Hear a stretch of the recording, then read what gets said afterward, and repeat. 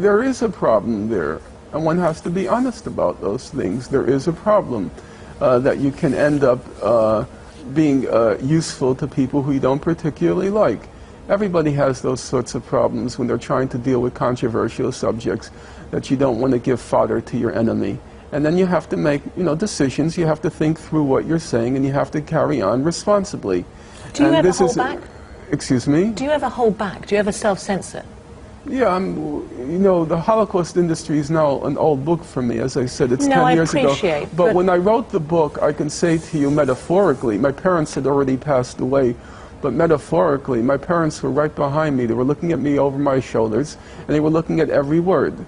Okay, but I ask you, so you make the point that's 10 years ago, and I appreciate that, but it's only recently you said of Israel, it's a crazy country, it's like a junkie. Every few years they go to war, they need their fix, they're lunatics. American Jews don't want to defend that. Yeah, Israel is carrying on in a lunatic fashion.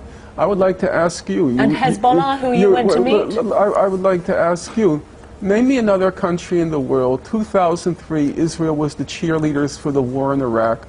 2006, it went into war in Lebanon. 2008, 2009, it attacked Gaza.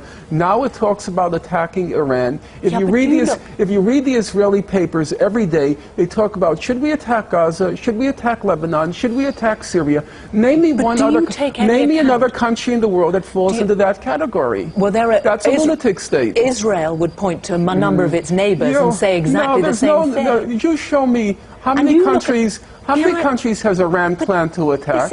No, let's ask a simple question. How many countries in the last 10 years has Iran attacked? When you look... No, that's a fair question. How many countries in the last 10 years has Iran attacked? When you look at the history of Israel, do you not have some sympathy or understanding, people would ask, as to why they feel threatened and why we're not talking they about why they feel threatened. We're talking about a country that every 2 or 3 years goes to war.